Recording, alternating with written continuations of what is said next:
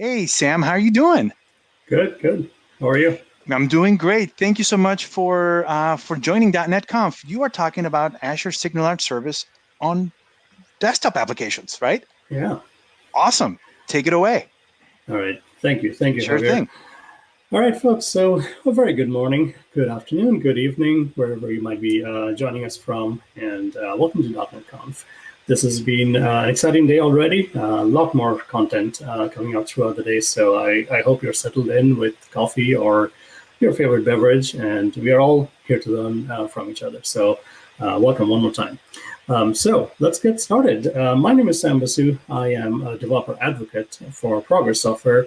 You might know us for some of the things we make, like Telerik and Kenda UI and Fiddler, anything we can do to make developers just a little bit more productive. That is my social handle. If you need to get hold of me, Twitter, Skype, GitHub, that's me everywhere. So you know how to reach out to me. And I'm here to talk about SignalR powered real-time apps, but for desktop, right? So 30 minutes is going to go by pretty fast. So I'm going to try to show you some basics and try to show you as many demos as I can. Okay. All right. So first up is we need to acknowledge the difficult times that every one of us is living through. So I sincerely hope you and your family are safe and you're healthy and you're trying to be as productive as you can. It's pretty much that's all we can do, right? So starting up, there are two pieces of demographics about me that you should know. One is I'm old. I've been doing this for a while, and you realize that with time, your desktop solutions are critical to your enterprise workflows, right? And don't let anybody tell you otherwise. And also, I acknowledge that I'm not as cool as some of the modern web kids, right? But doesn't mean I can't try. So today I'm actually going to be the odd one out. This is .NET Conf focus on Windows, but I'm actually on a Mac today. I mean, I am also running Windows, but I'm going to borrow heavily from web technologies, just to make some solutions light up for desktop and have a little fun. So, desktop, how do you even build for desktop? And this brings me a lot of joy, particularly if you're talking about Windows. But I also understand that this makes things maybe a little overwhelming because we have a lot of choice as developers, right? So we have heard Scott and Dmitry and Olya talk about this stuff in the morning.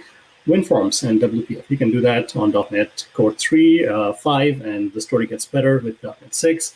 You still can do Universal Windows Platform, but WinUI is clearly probably the way forward in terms of the UI stack on top of Windows. If you want to do web technologies, you still can. I mean, you can write a progressive web app, install it on your desktop, and you can do Electron. You can bundle everything into a shell, and this is what a lot of popular apps do, things like VS Code or Slack or Figma, and it gives you a lot of like OS integrations. But if you don't need all of that stuff, maybe you can do away without bundling in Node.js and Chromium with your apps. So there's some help here if you wanted to do web stuff. If you want to do Xamarin Forms, there are some renderers. But the last two are very exciting as far as I'm concerned, because that comes with .NET 6. This is laser mobile bindings and .NET MAUI, which is kind of going to ride on top of WinUI to give you more confidence to reach Windows as a desktop. So I think these are very exciting times. Choose what fits best with all of the other stuff that you're doing so you can code share, right? And it's always good to have so much choice when it comes to be able to reach the Windows desktop.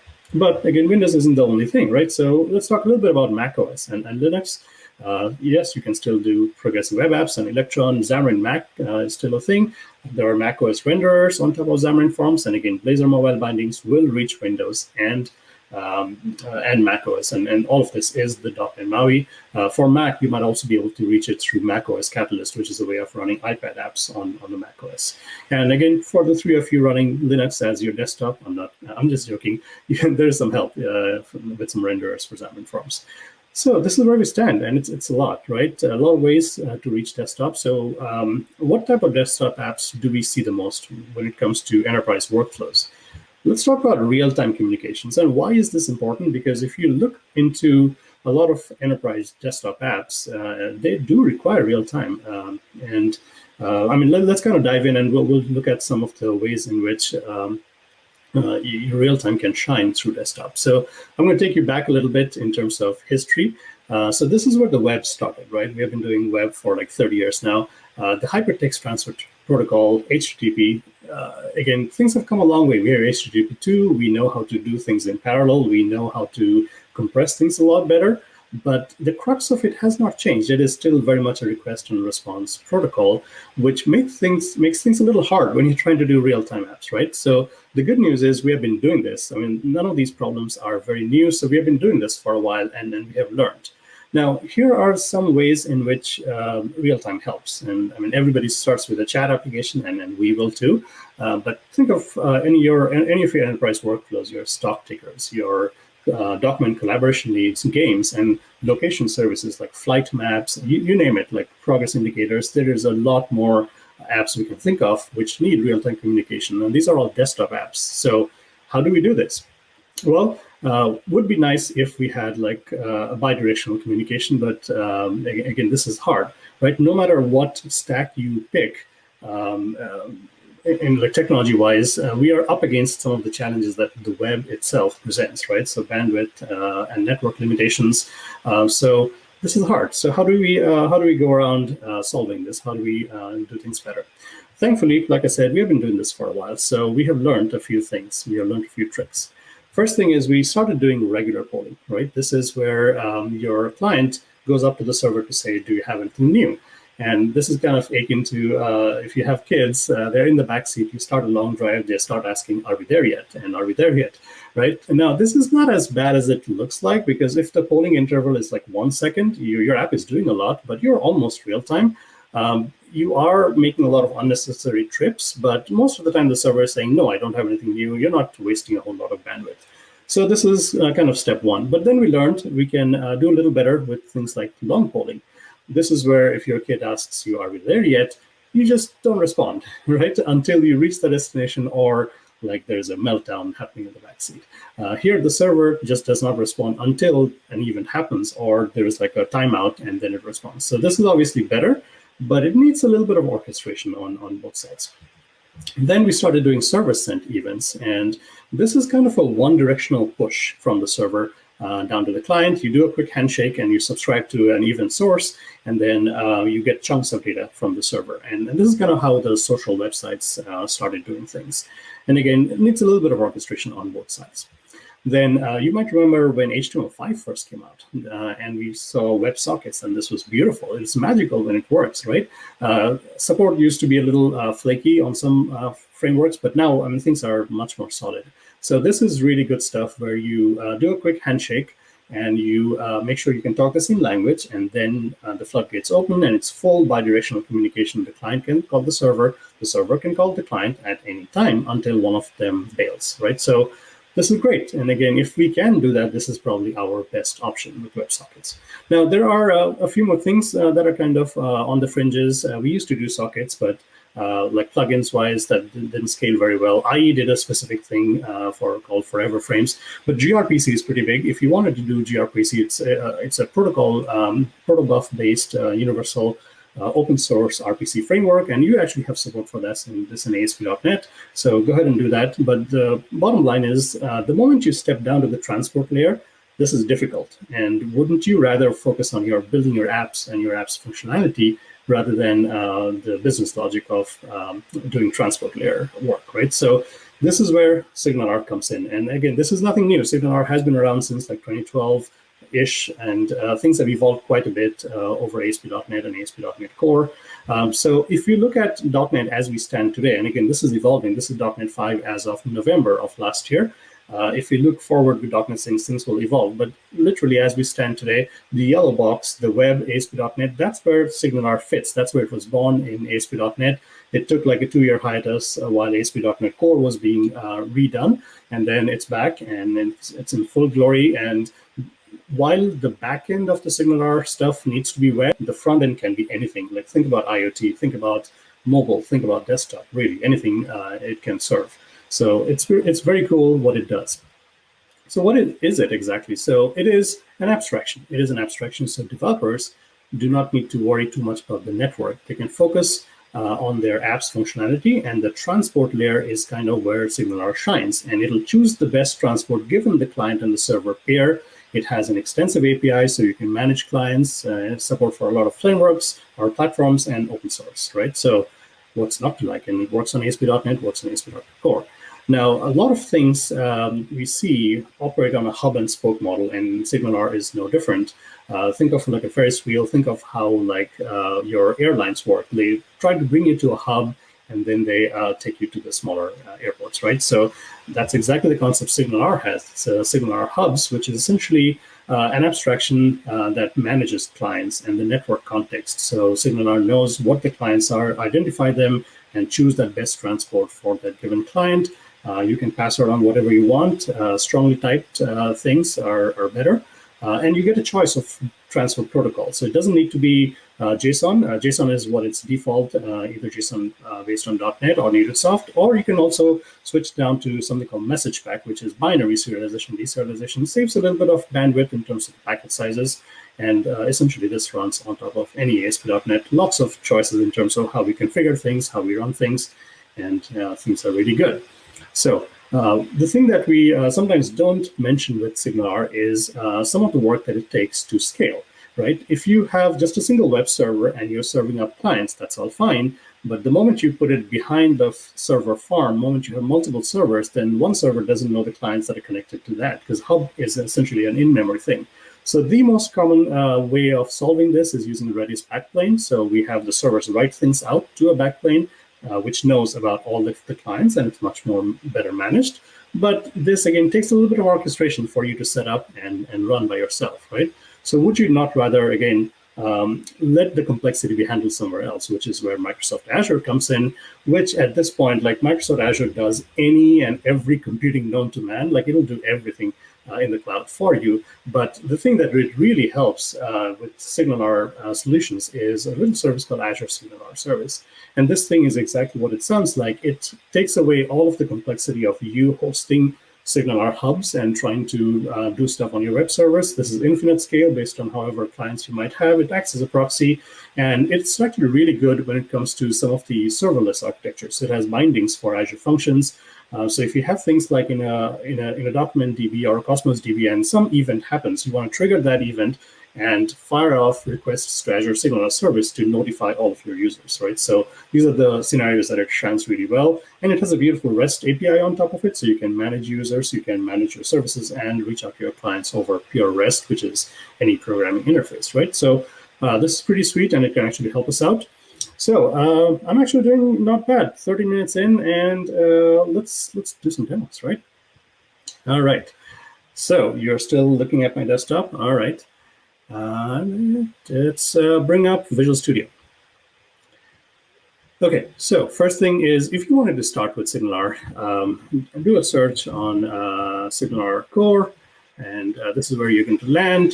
These are the docs. So start with SignalR, and it shows you exactly how to get things done. So which is exactly where we are starting. So I'm on Visual Studio for Mac, and I'm going to show you just starting up just a simple project, which is basic SignalR. So this is a web project running on ASP.NET Core, as you can see. And what we're defining here is just a hub. Let me bump up my fonts here a little bit. So we are defining a hub. This is just a simple chat hub. It has a send message that everybody can call into. And in return, this is the client callback. We expect every client to have that method so we can send it off to every client. This one here is also a project that serves as both the server, the backend, and the client.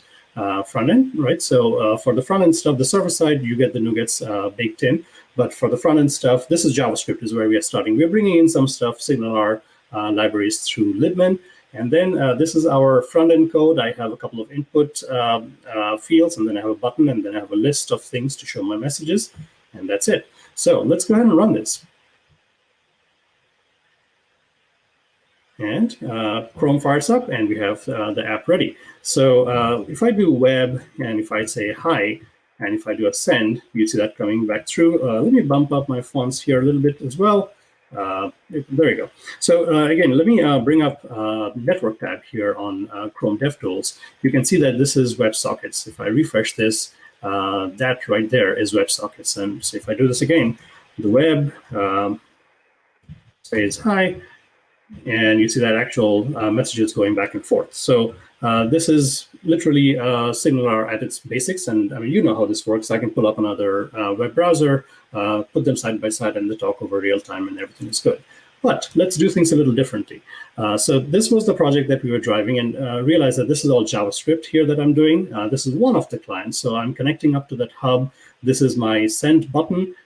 So when I click, I know exactly what to send along, and then I'm starting the connection, and this is my receive message, so I know what the server is sending back to me.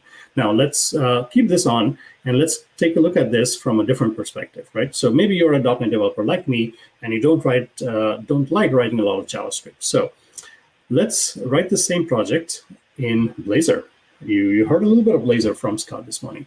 Okay, so we're writing Razor, syntax, and C#. Right, so we'll give Visual Studio a second to load this up. Okay, so now this looks a little more friendly maybe to you. I still have a little bit of HTML, but I'm bringing in the ASP.NET SignalR client here, and I have some placeholders, and I'm looping through. I have a button, and then here's me just connecting to that hub connection. Again, this is localhost is what I'm connecting to that particular hub, and this is my receive message, and I'm just going to append the messages as they come in. Now, let me go ahead and run this thing real quick, okay? What I have not told you yet is this is not a simple Blazor project. I mean, it is Blazor, right? I mean, this is web stuff. It will run just fine on web, but this is Blazor running on top of .NET MAUI, which means we can open it up to running on desktop, which is Mac, and I'm going to show you Windows in a second. So same exact app. So if I go back here, so everything starts out here with main Razor. This is being bootstrapped. If you look at the app delegate file here for Mac, we are newing up a window, and we are initializing Xamarin Forms. So we boot things up, bootstrap things up, and then the content view, the stack layout, these labels button, these are all actually native controls. And then we get to Blazor Web View, which is actually a very fancy thing now. It's rendering WK Web View just as Safari would use. It's going to use Web View 2 on Windows, and from that point onwards, everything in that Web UI folder is essentially a Blazor application, right? So let's go back here and let's pull up our Blazor chat application. So we can say Blazor on Mac says, oh my God, I can type, right? There you go. And back on the web, it's right there, right? So desktop and web talking to each other just fine. And this is nice. All right, so while we have this up, let me show you one more thing here.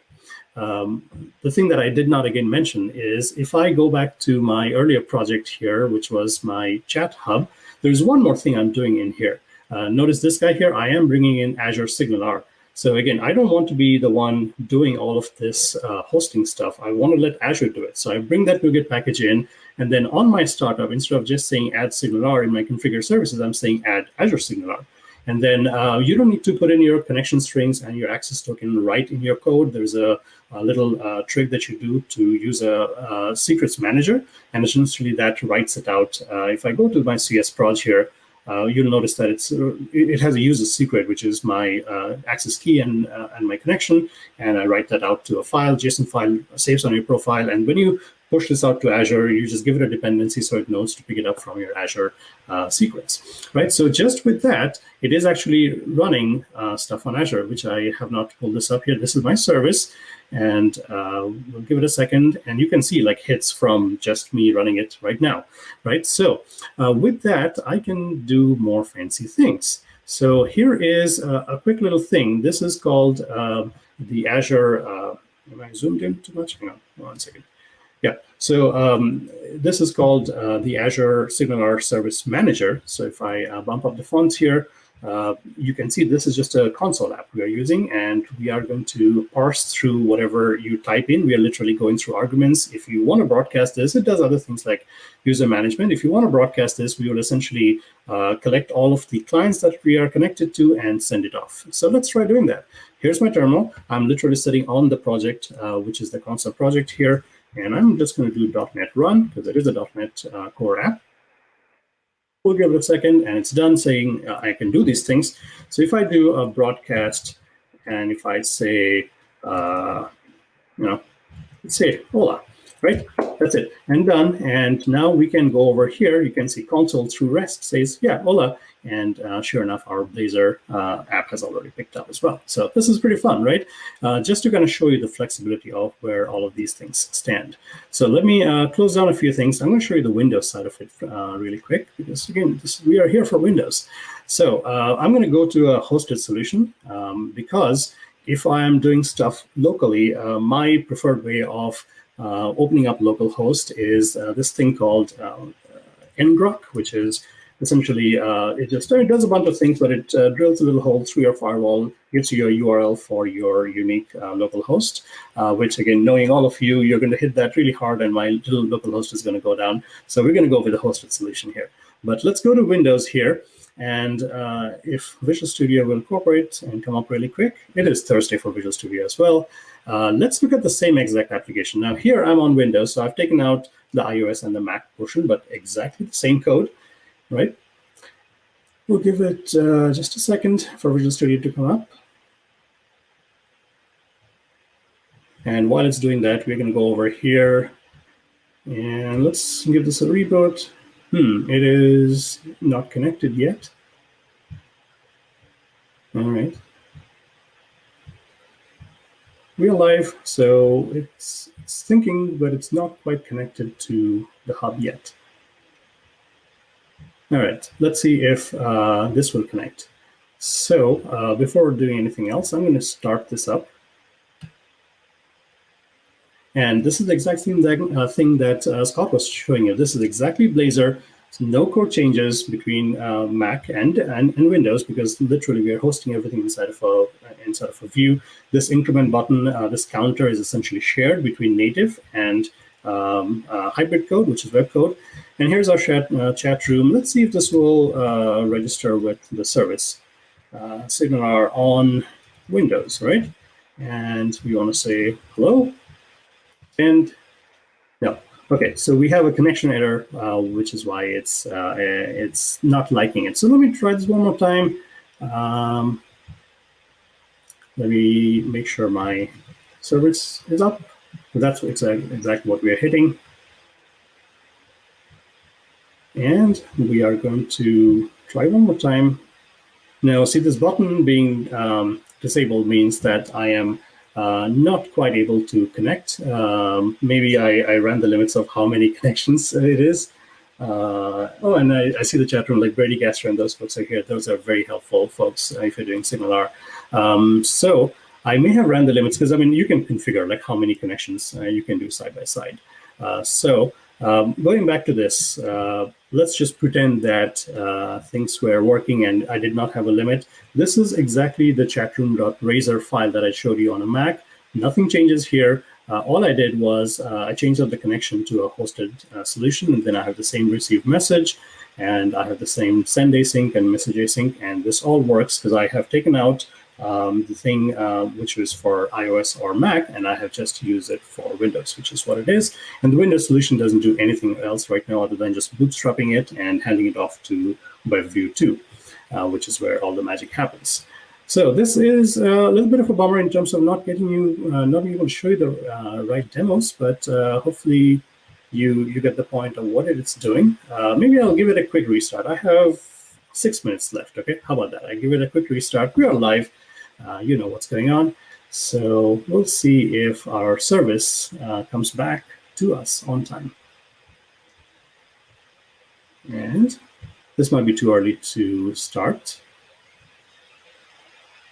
It is thinking, it's still that the notification thing is still going.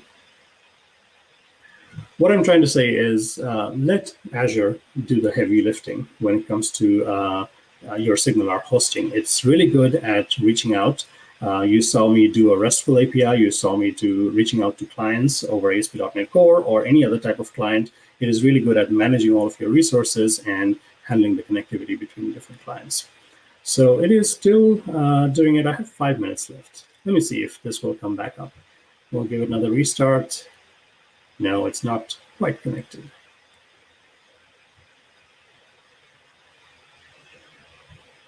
Okay, well, while this is coming up, let me show you a couple of more things here, okay? We are going to assume the Blazor thing was there. We're going to keep it down. and maybe launch another thing here. Now, you don't need to do Blazor, right? If you're on Windows, then you can absolutely do WPF or WinForms, right? And this is pretty standard XAML code, as you will see on any other Windows app. And you don't need to use the web stuff. You can literally just connect up to a hub, and that's it. Beyond that, it's all XAML and it's all C#. So if my service wakes up, this is what I can show you. Here's a simple out-of-the-box WPF application, nothing going on here in terms of the structure. The only dependency is we have a dependency on SignalR client, which is our way to kind of bundle in or wrap up our communications with the SignalR hub. So that is my only one NuGet package here. You see that SignalR client. Beyond that, I can spin up a grid. I can have a couple of text boxes and a button. And in my XAML.cs, and again, all of the desktop developers, this is friendly to us. This is exactly what we do, right? This is a hub connection, and we are setting it up, connecting up to that server, and we are subscribing to the received message. When that message comes in, we want to add that message back up, and then all we do is hub connection.start async, and that's it. That's how everything flows. So it would be real nice if this came back, and it's still deploying. So again, we're live, so we'll see. We'll give it another 3 minutes is what I have left. And the other thing I wanted to show you is if I close this out now, if you're doing cutting edge stuff on Windows, right? So if I go over here, now this is Visual Studio 2019 preview 16.9, and now I can run things like WinUI, the latest versions of WinUI, because so far we have just done chat, right? And that's not very exciting. What really shines when you do SignalR development is enabling those real-time communications across dashboards. If you can think of like an IoT hub that you have connected, or you have folks who are going out in the field and you want to connect their dashboard to whatever sensors that you have, this is where it really shines. So this one here is a WinUI application, just to kind of show you the flexibility that it's all .NET code, and we are all talking the same backend. This one here was a slightly more advanced demo of showing you a dashboard. Here we are receiving a dash update. We have a grid, and we are updating all of those things. This one here is using a view model. And my XAML here, this one has just a hint of like Telerik UI in here to show you some gauges and charts. But that would be a lot of fun to show if I could show you, because if I run this now, and I can, it's not quite going to be able to connect until the Azure service is back up. It tries. Everything is sitting at 0, so it's sad that it cannot connect. Let's see. This thing is back up, so why can we not connect to it? Okay, let me kill.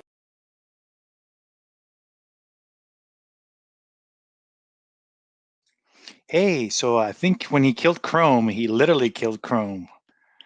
We'll wait until Sam comes back here. Give it a couple minutes or so, or unless this browser just really went down, this is the fun part of a live show, everybody. So we do have a couple questions that were asked. I can bring them up as we wait for Sam to show up. Give me 1 second. And let's see. Ishmael wanted to know that can SignalR replace the need of using a REST backend service? Actually, Sam is back, so let me bring him back up. Hey, Sam, how's it going? I killed my browser. When you really killed Chrome, you killed Chrome. Everything. It was just I really done. Did. That's awesome. My bad. So I was going to say, we're right on time. So how about we start with questions? Yeah, let's do that. Let's do that.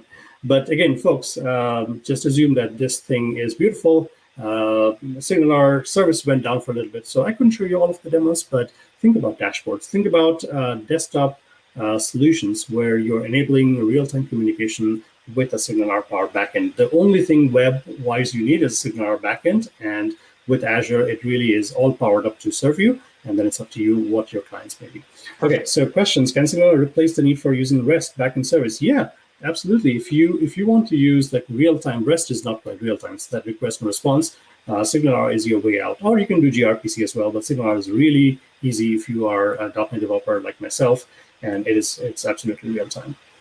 Are there limitations on data size? No, not really. I mean, it depends on, again, your scalability. I probably ran out of connections. Some of you were maybe on Twitch saw my URL and you may have been hitting it. So again, it's up to you how the scalability is, and it's up to you how many connections you want to drive. SignalR will scale as much as you would let it scale.